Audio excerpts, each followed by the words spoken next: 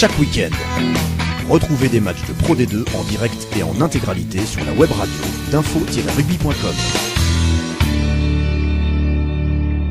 Allez, avec Philippe Guichard. Philippe, petit retour sur le match ce week-end sur Colomiers. Bonne nouvelle, Carcassonne a réussi à interrompre la spirale négative. Vous avez cassé la spirale des 7 défaites de rang.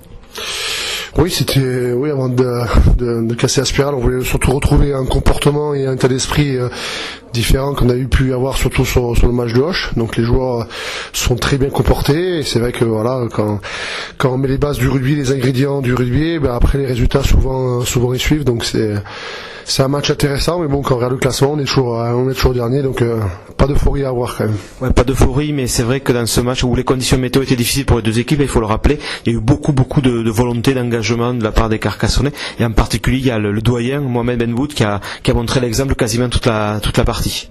Ouais, on peut parler de Momo comme le doyen qui a montré l'exemple, on peut parler aussi de Gilles Box, qui est le petit jeune qui a fait 100% aussi, on peut parler de Flo Calca, le petit jeune de 19 ans aussi, qui est rentré dans le groupe, donc je pense que tout le monde s'est mis au diapason, tout le monde est passé devant, a pas attendu que le copain fasse le boulot. Donc à partir de là, quand on retrouve l'état d'esprit, qu'on a de la réussite comme on a pu l'avoir sur ce match-là, je pense que tout le monde peut être en danger contre nous, quoi. Fin de match, Colomiers, vous avez imposé de grosses séquences et là Carcassonne a répondu présent, notamment en défense, ce qui avait pêché auparavant. Grosse défense, notamment sur les 15-20 dernières minutes.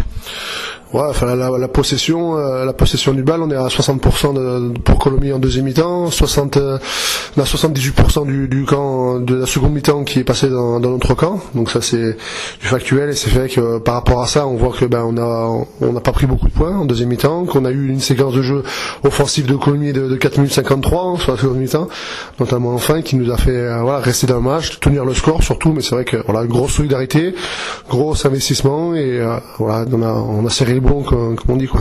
Pas de laisser à l'issue de cette rencontre?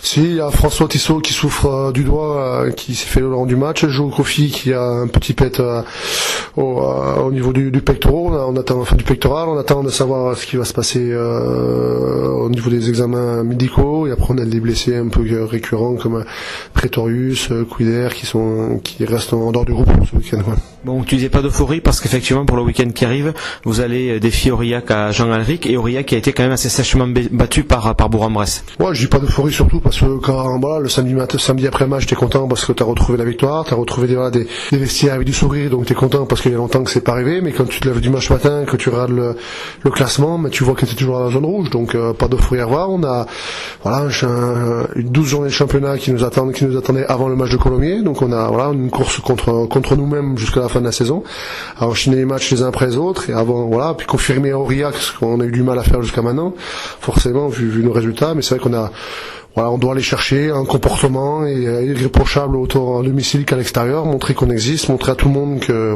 Carcassonne maintenant c'est fini.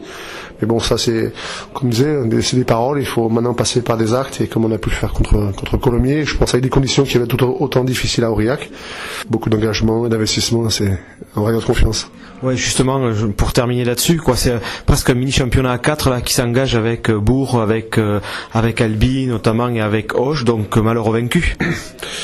Ouais, mais alors vaincu, nous on a décidé de plus être tributaire des autres, quoi, donc de pas être d'être en action. Donc nous, si on fait notre boulot de notre côté, si on avance nous, et après on verra à côté ce qu'ils ont. À un moment donné, il faut que aussi les autres regardent ce que nous on fait, qui craignent un peu la remontée de Carcassonne et pas subir le championnat. Donc il faut être acteur de notre fin de saison, et la seule condition c'est d'enchaîner les victoires.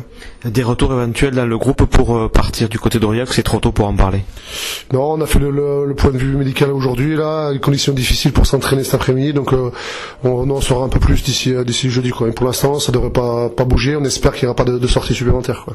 Merci Philippe, et puis alors bonne préparation jusqu'à samedi, et ce match à Aurillac à suivre bien sûr en direct sur les antennes d'Info Rugby.